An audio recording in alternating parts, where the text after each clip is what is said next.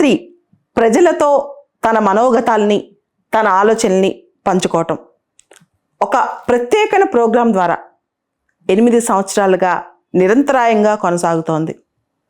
ఇది రాజకీయాలకు అతీతమైన ప్రోగ్రాం. అదే మన్ కీ బాత్. ప్రధాని నరేంద్ర మోడీ గారు అక్టోబర్ 3, 2014 విజయదశమి రోజు స్టార్ట్ చేసిన ఈ ప్రోగ్రాం అత్యంత విజయవంతంగా ఈ రోజున 100 ఎపిసోడ్లు పూర్తి చేసుకుంది. ఏప్రిల్ 30, 2023. ఇంత పెద్ద దేశంలో మనందరికి తెలుసు, ప్రపంచంలోనే అతిపెద్ద ప్రజాస్వామ్యం అండ్ అనేక వార్తా కథనాల ప్రకారం అతి తొందరలో ఇండియా ప్రపంచంలోనే మోస్ట్ పాపులస్ కంట్రీగా కాబోతోంది. అటువంటి ప్రజలను 96% మంది ప్రజలకు భారతదేశంలో ఈ ప్రోగ్రాం మీద అవగాహన ఉంది. ఏదో ఒక సందర్భంలో ప్రజలు దాదాపు 100 కోట్లకు పైగే ఈ ప్రోగ్రాంని చూశారు. అది కూడా రేడియో కనుమరుగవుతున్న రోజుల్లో, టీవీలు, డిజిటల్ మీడియా, సోషల్ మీడియా ఎక్కువ వస్తున్న రోజుల్లో ప్రధాని మోడీ గారు ముఖ్యంగా రేడియో మాధ్యమంగా ఈ ప్రోగ్రాంని చేశారు. అంతేకాదు 500 మంది అన్సంగ్ హీరోస్ భారతదేశంలో అట్టడుగు వర్గాల్లో ఎక్కడో ఎవరికీ తెలియకుండా ప్రజాసేవ కోసం అనేక రంగాల్లో తమ కృషి చేస్తున్న వారిని, దాదాపు 500 మంది వ్యక్తుల్ని, 250 ఇన్స్టిట్యూషన్స్ని ఆయన ఈ ప్రోగ్రాం ద్వారా వెలుగులోకి తీసుకొచ్చారు. వాళ్ళ గురించి చెప్పారు. Extraordinary people with ordinary backgrounds అన్నమాట వీళ్ళందరూ. సో ఏదో ఒక రూపంలో ప్రజలకి చేరువవుతూ, ప్రజలతో మమేకమవుతూ ఉన్న ఈ ప్రోగ్రాం ఈ రోజున 100 ఎపిసోడ్లు పూర్తి చేసుకోవడం చాలా, అంటే దేశానికే ఇదొక గొప్ప విషయం అని చెప్పొచ్చు. ఎందుకంటే ఇంత పెద్ద డెమోక్రసీలో ప్రధాని డైరెక్ట్గా ప్రజలతో మాట్లాడటం. ప్రతి నెల చివరి ఆదివారం పొద్దున 11 గంటలకి ఈ ప్రోగ్రాం వస్తుంది. సో ఈ ప్రోగ్రాంలో మనం గమనిస్తే బారక్ హుస్సేన్ ఒబామా 2015 జనవరి 27న డైరెక్ట్గా ప్రజలు అడిగిన క్వశ్చన్స్కు ఆన్సర్స్ కూడా చెప్పారు. సో ప్రస్తుతం ఈ ప్రోగ్రామ్ని ఈ రోజంతా ఏప్రిల్ 30వ తారీఖున దీని గురించి తెలియటానికి మినిస్ట్రీ ఆఫ్ కల్చర్ వాళ్ళు, ఇన్ఫర్మేషన్ అండ్ బ్రాడ్కాస్టింగ్ వాళ్ళు, కేంద్రంలో అనేక మంత్రిత్వ శాఖలు, రాష్ట్రంలో రాజ్భవన్లు, అన్ని రాష్ట్రాల్లో అందరూ సన్నాహాలు చేస్తున్నారు.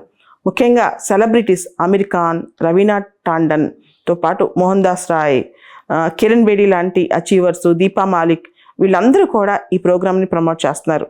ఈ సందర్భంగా నారీ శక్తి, వికాస్ కా ఉత్సవ్, జన్ సమ్మాన్ సే ఆర్య నిర్వరత, ఆవాజ్ సే ఆందోళన్ అని రకరకాల ఇతివృత్తాలతో ఈ ప్రోగ్రామ్స్ని ప్రమోట్ చేస్తున్నారనమాట.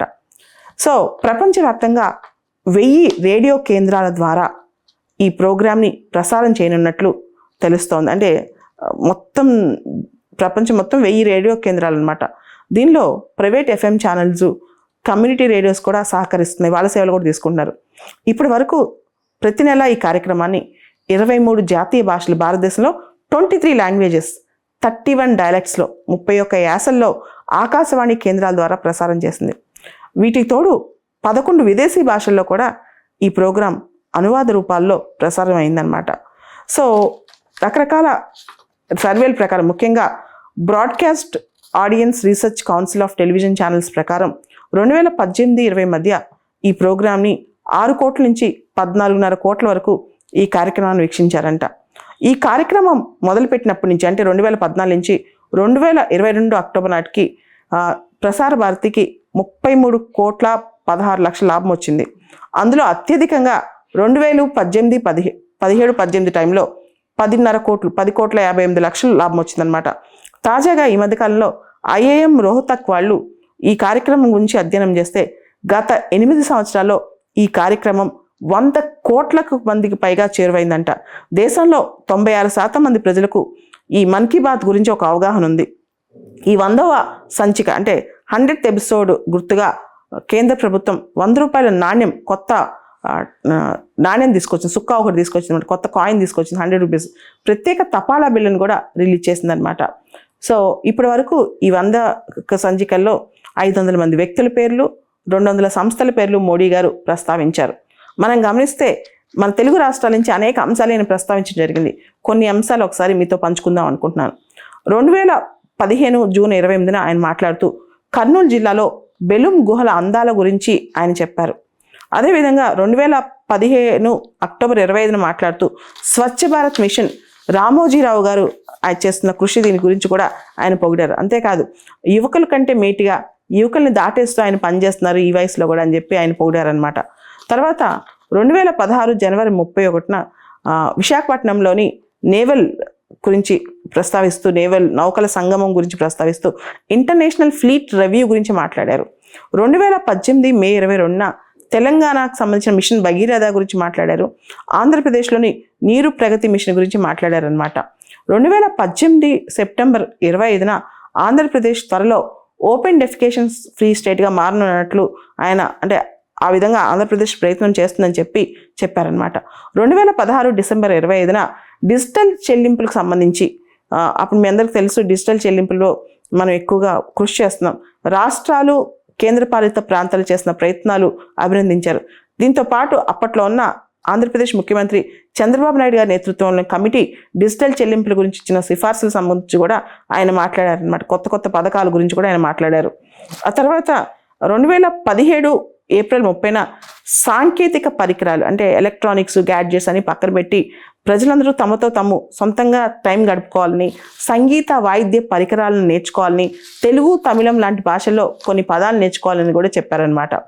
దాని తర్వాత 2017 జూన్ 25న విజయనగరం జిల్లాలో కేవలం కొంత టైం పెట్టుకుని 100 గంటల సమయంలో 100 గంటల సమయంలో 10,000 మరుగుదొడ్ల నిర్మాణం, అక్కడ రకరకాల 71 గ్రామ పంచాయతీల్లో టాయిలెట్స్ నిర్మించారనమాట. 100 అవర్స్ టార్గెట్ టైం పెట్టుకుని ఆ ప్రోగ్రాం గురించి ప్రస్తావించి ఆయన చాలా పొగిడారనమాట.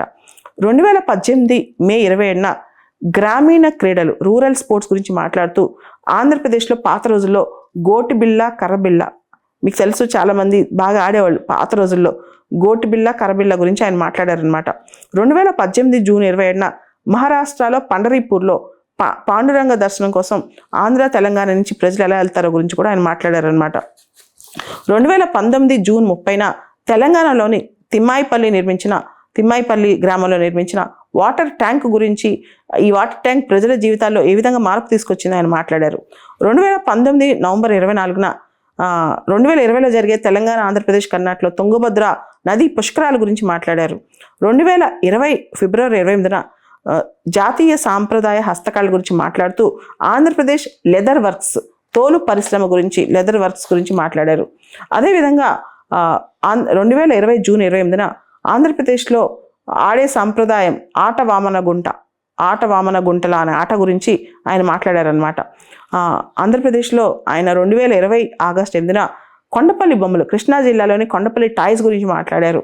అలాగే విశాఖపట్నంకి చెందిన సివి రాజు గారు ఏటి కొప్పాక బొమ్మలు ఎలా పరిరక్షిస్తున్నారు, చుట్టూ గుండ్రంగా ఉండే బొమ్మలు పిల్లలకు హాని కలిగించకుండా వాళ్ళని ఎలా వినోదపరుస్తాయి అనే విషయంలో కూడా ఆయన చెప్పారనమాట. తర్వాత విశాఖపట్నానికి చెందిన 2020 డిసెంబర్లో విశాఖపట్నానికి చెందిన వెంకట్ అనే అబ్బాయి రూపొందించిన ఆత్మనిర్భర్ భారత్ చార్ట్ గురించి మాట్లాడారు. సో మన రోజువారీ ఉపయోగించే వస్తువుల్లో ఫారెన్ వస్తువులు ఎలా వాడుతున్నాం, దాన్ని ఎలా తగ్గించుకోవాలనే దాని మీద వెంకట్ చేస్తున్న అవగాహన గురించి ఆయన పొగిడారనమాట. 2021 జూన్ 31న కూరగాయల వ్యర్థాల ద్వారా విద్యుత్ తయారీ హైదరాబాద్లో బోయన్పల్లి కూరగాయల మండీ గురించి ఆయన మాట్లాడారు. 2021 ఫిబ్రవరి 28న హైదరాబాద్ చెందిన రైతు చింతల వెంకటరెడ్డి గురించి మోడీ గారు చెప్తూ ఆయన కష్టపడి విటమిన్ డితో నిండిన గోధుమ బియ్యం రకాలు ఏ విధంగా పండించారని చెప్పి మాట్లాడారనమాట. 2021 మార్చి 28న విజయవాడకి చెందిన ప్రొఫెసర్ శ్రీనివాస్ పదగండ్ల ఆటోమొబైల్ వ్యర్థాలతో కళాఖండాలు మనం సిటీస్లో చూస్తుంటాం. పాత స్కూటర్స్, పాత ఆటోమొబైల్ వేస్తో పెద్ద కళాఖండాలు, రకరకాల ఎనిమల్స్, రకరకాల కళాఖండాలు. సో ఇలా శ్రీనివాస్ పదకండ్ల గురించి పొగుడుతూ ఆయన ఆటోమొబైల్ వ్యర్థాలతో కళాఖండాలు ఎలా సృష్టించారు గురించి మాట్లాడారనమాట. తర్వాత 2021 జూన్ 25న ఏపీకి ఆంధ్రప్రదేశ్ చెందిన సాఫ్ట్వేర్ ఇంజనీర్ సాయి ప్రణీత్ రైతులకు ఎప్పటికప్పుడు వాతావరణ మార్పుల గురించి ఏ విధంగా సమాచారం అందిస్తున్నారో చెప్పారు. 2021 అక్టోబర్లో తెలంగాణలో వ్యాక్సిన్లు డ్రోన్స్ ఉపయోగించి ఏ విధంగా డిస్ట్రిబ్యూట్ చేస్తున్నారో చెప్పారు. 2021 డిసెంబర్లో తెలంగాణకు చెందిన 84 ఏళ్ల డాక్టర్ కురెల విఠలాచార్య తన సంపాదన మొత్తం కూడా వెచ్చించి గ్రంథాలయం, పిల్లల కోసం చదువు కోసం 2 లక్షల పుస్తకాల గ్రంథాలయం యాదాద్రి భువనగిరి జిల్లా రామన్నపేట డివిజన్లో ఏర్పాటు చేసిన విషయాన్ని ప్రస్తావించి పొగిడారనమాట. అదేవిధంగా 2022 మార్చిలో ఆంధ్రప్రదేశ్లోని కృష్ణా, చిత్తూరు జిల్లాలో బంగినపల్లి, సువర్ణరేఖ మామిడిపళ్ళ గురించి మాట్లాడారనమాట. దాంతోపాటు సికింద్రాబాద్లోని బన్సిలాల్పేటలో మెట్ల బావిని ప్రజా భాగస్వామ్యంతో ఏ విధంగా పునరుద్ధరించారో మాట్లాడారు. 2022 మేలో ఆంధ్రప్రదేశ్లో మార్కాపురం జిల్లాకు చెందిన రామ్ భూపాల్ రెడ్డి అనే వ్యక్తి తన జీవితాంతం సంపాదించిన డబ్బులు ఉద్యోగ పదవీ విరమణ తర్వాత ఆడపిల్లల కోసం, చదువు కోసం దారపోశారు. ముఖ్యంగా సుకన్య సమృద్ధి కింద 100 మంది ఆడపిల్లలకు ఖాతాలు తెరిపించి అందులో 25 లక్షల రూపాయలు డిపాజిట్ చేశారు. రామ్ భూపాల్ రెడ్డి గారు చేసిన కృషిని ఆయన పొగిడారనమాట. అదేవిధంగా 2022 జూన్లో మలవత్ పూర్ణ గురించి, మనకు తెలుసు తెలంగాణ మలవత్ పూర్ణ ఆవిడ మౌంటైనీర్, తన గురించి మాట్లాడారు. తర్వాత 2022 జూలైలో సమ్మక్క సారలమ్మ ఫెస్టివల్ గురించి తెలంగాణలో కాకుండా ఛత్తీస్గఢ్, మహారాష్ట్ర, ఆంధ్రప్రదేశ్లో ఈ పండగకి ఎలా వస్తారో ఆయన పొగిడారనమాట. 2022 ఆగస్టులో వరంగల్ జిల్లాలోని కొత్తగా ఉన్న మాంగ్యావల్య తండాలో వర్షాకాలంలో ఎప్పుడు నీరు నిలిచిపోయే విధానం గురించి, అమృత సరోవరం గురించి మాట్లాడారనమాట. 2022లో మనం చూస్తే నవంబర్ 1 ఆంధ్రప్రదేశ్ ఆవిర్భావం గురించి మాట్లాడారు. అతి ముఖ్యంగా 2022 నవంబర్ 20న రాజన్న సిరిసిల్లకు చెందిన చేనేత సోదరుడు ఎల్ది హరిప్రసాద్ తన చేత్తో నేసిన G20 లోగోను పంపిన విషయాన్ని ఆయన వెల్లడించారు. G20 లోగో సిరిసిల్ల జిల్లా నుంచి ఒక అబ్బాయి చేత్తో నేసి ఎల్ది హరిప్రసాద్ అని ఆయన పంపించారంట. 2023 నంద్యాలకు చెందిన కేవి రామసుబ్బారెడ్డి గారు తన జీవితం మొత్తం చిరుధాన్యాల కోసం మంచి ఉద్యోగం వదులుకుని చిరుధాన్యాలకు అంకితం ఇచ్చిన విధానాన్ని ఆయన పొగిడారనమాట.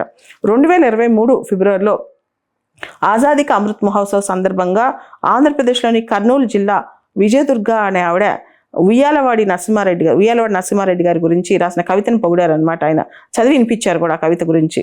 ఇందులోనే తెలంగాణకు చెందిన రాజ్ కుమార్ నాయక్ పేరిండి నృత్యం గురించి, తెలంగాణ కాకతీయ కాలంలో చాలా ఫేమస్ డ్యాన్స్ పేరిండి డ్యాన్స్, దాని గురించి కూడా ఆయన ప్రస్తావించారు. ఈ విధంగా మోడీ గారు మన్ కీ బాత్ అనే కార్యక్రమంతో అన్ని రాష్ట్రాలు, నేను కేవలం తెలుగు రాష్ట్రాలకు సంబంధించిన ముఖ్యమైన అంశాలే చెప్పాను మీకు, అన్ని రాష్ట్రాలకు సంబంధించి ఎంత అద్భుతంగా ప్రజలకు చేరువయ్యారో, అసామాన్యమైన కృషి చేస్తున్న సామాన్యుల్ని ఏ విధంగా వెలుగులోకి తీసుకొచ్చి వాళ్ళ గురించి ప్రస్తావించారో, ఒక ప్రధాన నోట్ నుంచి తమ గురించి అట్లీస్ట్ ఆ గుర్తింపు అనేది రావటం చాలా గొప్ప విషయం అని చెప్పొచ్చు.